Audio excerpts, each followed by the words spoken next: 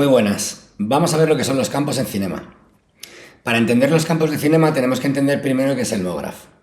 El MoGraph es una de las herramientas más importantes que tiene Cinema para crear animaciones complejas de una forma relativamente sencilla. El campo trabajará a través del MoGraph, lo cual significa que cuando el campo esté sobre el objeto, la animación MoGraph actuará. Cuando el campo pase a otro plano, automáticamente se desactivará. Es como un on-off, básicamente. Vamos a ver un par de ejemplos a través de una extrusión MoGraph y, por ejemplo, vamos a ver también un clonador.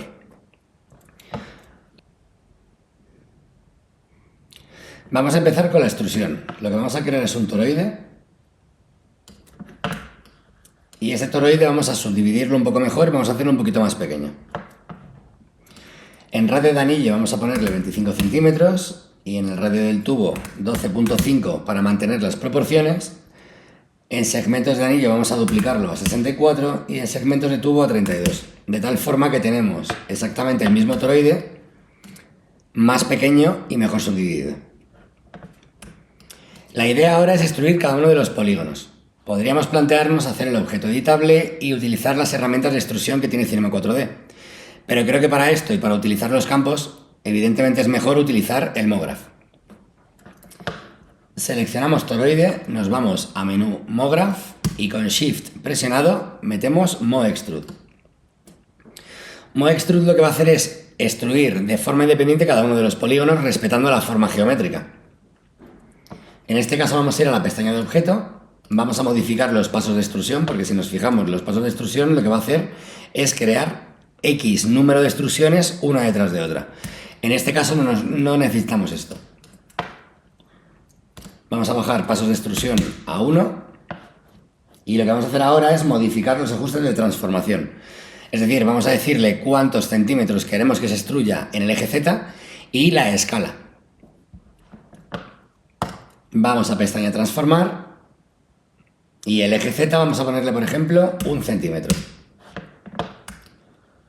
Ahora lo que vamos a modificar es la escala, de tal forma que lo que vamos a conseguir es que cada uno de estos vértices se junte en el centro, haciéndolo un poco más puntiagudo. Seleccionamos escala X y ahora con Shift Y, Z, marcamos por ejemplo 0.1 y con comando presionado, clic en Enter. De tal forma que los tres valores de la escala se hacen uniforme. Bien. Ha sido muy sencillo crear este tipo de deformación, pero ahora mismo lo único que podríamos animar quizás sería el eje Z para que se haga un poquito más grande o un poquito más pequeño, pero realmente tampoco tendríamos mucho control. Lo que voy a hacer ahora mismo es bajar el valor de Z a 0, de tal forma que el toroide vuelve a la forma original a pesar de estar segmentado y subdividido de una forma distinta, y lo que vamos a hacer ahora es utilizar efectos MoGraph. Cuando modifiquemos el efecto MoGraph, crearemos un campo para controlar ese efecto MoGraph. Teniendo seleccionado MoExtrude, nos vamos a ir de nuevo a menú MoGraph y en este caso vamos a ir a efectos. Bueno, tenemos una lista de efectos que podemos utilizar y actuarán directamente sobre el MoExtrude. En este caso, como lo que queremos es hacer una animación del eje Z de la transformación, vamos a coger un efecto que se llama plano. Plano no es más que un efecto que me permite controlar la escala, la rotación y la posición. Por lo tanto, vamos a ir a parámetros dentro de los atributos del plano. Vamos a parámetros. Fijaros que tenemos la posición de forma predeterminada activa y en este caso se nos ha roto la malla porque tenemos la Y a 100 centímetros. Vamos a poner Y 0. Volvemos de nuevo al toroide y si nos fijamos, la Z es exactamente igual que la Z del deformador MoExtrude. En plano, si yo activo o desactivo, creamos exactamente lo mismo, tanto en positivo como en negativo. Bueno, vamos a ponerle, por ejemplo, un valor de 2 centímetros, creando esta deformación, que repito, sería exactamente igual que hacerlo a través del MoExtrude, pero la diferencia es que aquí tenemos una pestaña que se llama Campos. Si hacemos clic en ella y vamos donde pone campo lineal, haciendo clic sostenido tenemos una lista de campos que cada uno de ellos actuará de una forma distinta, por lo tanto, en función de la necesidad utilizaremos uno u otro. En este caso vamos a utilizar un campo esférico El campo esférico nos cercioramos que sea hijo del plano y ahora mismo no estamos viendo absolutamente nada. Bien, lo que tenemos que hacer ahora es animar el tamaño del campo. Si nos fijamos, en la pestaña de campo tenemos tamaño. En el momento en el cual yo le ponga un valor 0, automáticamente se va a desactivar y lo que podemos hacer es crear la animación. Por ejemplo, vamos a ir al frame 0, marcamos tamaño 0 centímetros, nos vamos al frame 30, marcamos tamaño 100 y por ejemplo nos vamos al frame 60 para hacer un loop y ponemos tamaño 0. Si volvemos al principio y hacemos clic en el reproductor, nos fijamos que tenemos ya la animación MoGraph. Como os decía, son pasos muy sencillos para hacer animaciones complejas.